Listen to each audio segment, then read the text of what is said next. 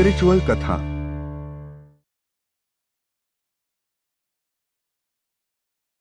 राम भक्त हनुमान, हम इन्हें कई नामों से जानते हैं, जैसे कि पवन पुत्र हनुमान, बजरंगबली, बालाजी आदि। लेकिन आखिर यह कौन है और आखिर यह ऐसा क्या कर गए जिससे कि हमें भी अपने जीवन में कुछ सीखना चाहिए? तो आज के इस वीडियो में हम यही जानने वाले हैं कि हनुमान जी के जीवन से हमें क्या शिक्षा मिलती है जो हमें भी अपने जीवन में ग्रहण करनी चाहिए, जिससे कि हमारा भी जीवन सफल हो। हनुमान जी जो कि हिंदू महाकाव्य रामायण के एक पात्र थे, जो कि राम जी के परम भक्त थे।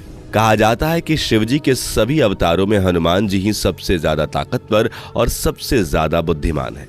हनुमान जी के जीवन से सिर्फ 5 ही बातें नहीं, बल्कि उनके जीवन का हर एक अंश हमें कुछ ना कुछ सिखाकर ही जाता है।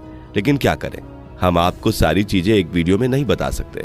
इसलिए आज हम इस वीडियो में बताने वाले हैं हनुमान जी के जीवन से सीखने वाली 5 बातें, जिसको अगर आप भी अपने जीवन में ग्रहण कर लेते हैं तो बेशक आपका भी जीवन साकार हो जाता है। तो चलिए जानते हैं वह 5 चीजें जो कि हमें हनुमान जी सिखा गए। लेकिन वीडियो में आगे बढ़ने से पहले अगर आप इस चैनल पर नए हैं तो हमारे चैनल को सब्सक्राइब करें और बेल आइकन को प्रेस करें, जिससे कि आगे जो भी वीडियो अपलोड करेंगे आपको उसकी नोटिफिकेशन सबसे पहले मिलेगी, क्योंकि हम आपके लिए ऐसी वीडियोस लाते रहते हैं। इसी के साथ चलिए अपने वीडियो में आगे बढ़ते हैं। ताकत पर घमंड न करना। हनुमान जी में एक नहीं बल्कि लाखों खूबियां थी, जिनके बारे में तो हनुमान जी भी खुद नहीं जानते थे, क्योंकि बचपन में ही मिले श्राप के कारण वह अपनी शक्ति भूल गए थे। लेकिन जब सीता माता का अपहरण करके रावण द्वारा सीता माता को लंका लाया गया, उसी समय जब राम जी के संदेश को माता सीता तक पहुंचाना था, तब जामवंत ने कहा कि तुम इस समुद्र को पार करके लंका पहुंच सकते हो। तभी हनुमान जी को अपनी शक्तियां याद आईं। लेकिन उन्होंने कभी भी अपनी ताकत पर घमंड नहीं किया। उन्होंने बड़ी चतुराई से राम जी का संदेश सीता माता तक पहुंचाया और उसके बाद सीता माता का भी संदेश राम जी तक पहुंचाया। यही नहीं, जब हनुमान जी की सब तारीफ करने लगे कि इन्होंने इतना बड़ा कार्य किया है, तब हनुमान जी ने कहा कि यह मैंने नहीं बल्कि मेरे प्रभु श्री राम ने किया है। उनके आशीर्वाद के बिना मैं यह कार्य कभी संपन्न नहीं कर सकता था, इसलिए इस कार्य में मैंने कुछ नहीं किया।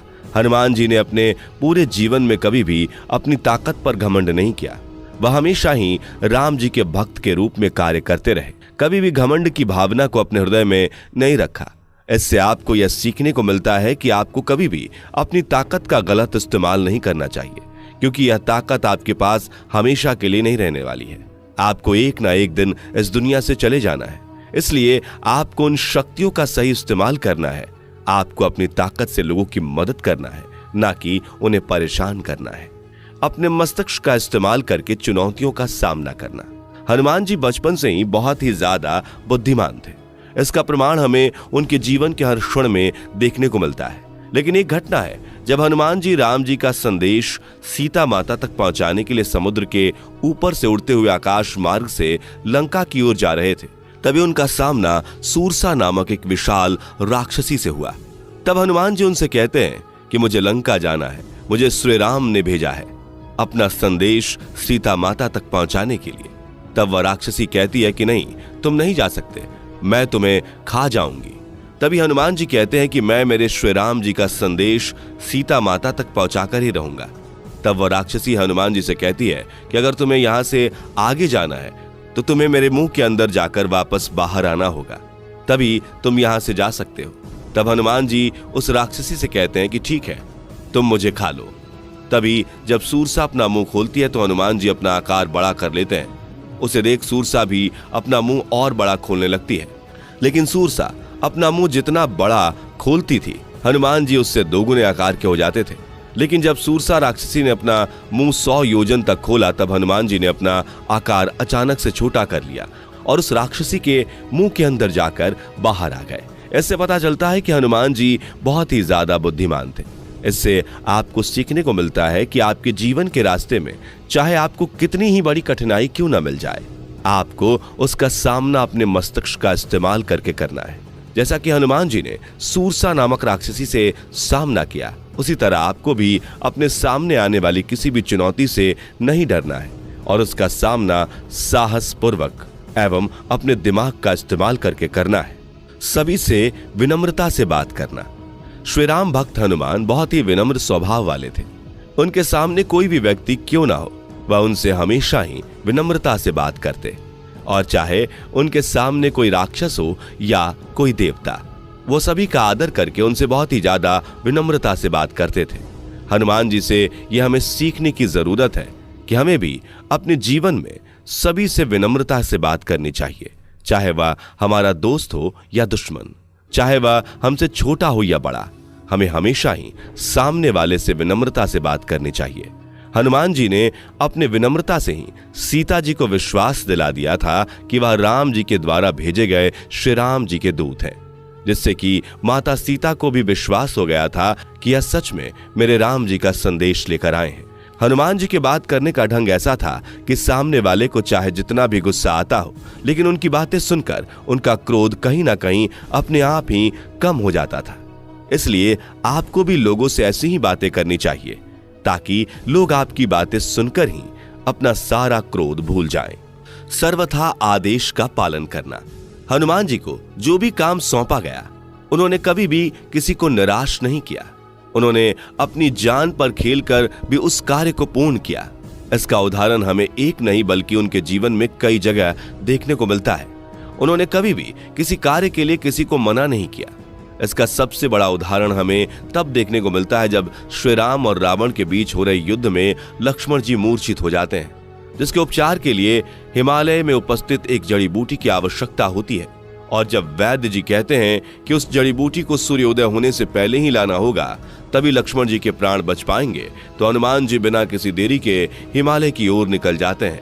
और रास्ते में उन्हें बहुत सारी समस्याएं आती हैं जो उनका मार्ग रोकती हैं, लेकिन उस सभी समस्याओं का सामना बुद्धि से करते हुए आगे बढ़कर जड़ी बूटी की पहचान ना हो पाने के कारण जड़ी बूटी ना मिलने पर पूरे हिमालय पर्वत को ही उठा ले आते हैं। इससे यह पता चलता है कि वह सर्वथा आदेश का पालन करने वाले श्री राम के परम भक्त थे। इससे आपको यह शिक्षा मिलती है कि आपको भी सर्वथा मिले आदेश को पूर्ण करना चाहिए। अगर आपको भी कोई कार्य सौंपा जाता है तो आपको भी वह कार्य पूरी निष्ठा से करनी चाहिए, जैसे कि हनुमान जी ने अपने पूरे जीवन में किया। हनुमान जी की रणनीति। हनुमान जी की रणनीति की खूबी कि जितनी तारीफ की जाए उतनी कम है। उनकी रणनीति की वजह से ही राम जी लंका विजय कर सीता माता को वापस अयोध्या ला पाए थे। असल में हुआ यह था कि हनुमान जी जब लंका गए थे तब उन्होंने राक्षसों की भीड़ में भी विभीषण को पहचान लिया था। यह तो सज्जन भक्त है, और उनसे मित्रता करके सीता माता का पता लगाया और राम जी का संदेश सीता माता तक पहुंचाया। यहाँ तक कि सीता माता को भी विश्वास दिलाया कि श्री राम जल्द ही यहाँ आएंगे और आपको वापस अयोध्या लेकर जाएंगे। यही नहीं बल्कि हनुमान जी ने अपने पूंछ में आग लगाकर पूरे लंका को जला दिया और रावण की सेना में भय पैदा कर दिया। हनुमान जी यहाँ भी नहीं रुके। उन्होंने विभीषण की मित्रता श्री राम से करवाई, जिससे कि श्री राम को लंका विजय करने में बहुत ही ज्यादा सहायता मिली। तो इससे आपको यह सीख मिलती है कि आपको अगर कुछ कार्य को करना है तो उस कार्य को करने के लिए सबसे पहले आपको रणनीति बनानी चाहिए, और आपकी रणनीति ऐसी होनी चाहिए कि उसे सामने वाला क्या, आप खुद भी रोक ना सकें। तो इसी के साथ आज का हमारा वीडियो यहीं समाप्त होता है। उम्मीद है कि आपको हमारे द्वारा दी गई सारी चीजें समझ आ गई होंगी, और हमें यह भी उम्मीद है कि आपको आज के वीडियो से जरूर कुछ सीखने को भी मिला होगा। तो अगर आपको इस वीडियो से कुछ नया जानने को मिला है और आपको यह वीडियो पसंद आया हो तो वीडियो को लाइक करें और हमारे चैनल को सब्सक्राइब करें, और इस वीडियो को अपने दोस्तों के साथ शेयर करें ताकि उन्हें भी इस वीडियो से कुछ सीखने को मिले। तो इसी के साथ आपसे अलविदा लेते हैं और मिलते हैं हमारे एक और नए वीडियो में। तब तक के लिए अपना ख्याल रखें। जय श्री राम। इस तरह भगवान के कथा सुनने के लिए हमारे चैनल को सब्सक्राइब करें और बेल आइकन को क्लिक करना न भूलें।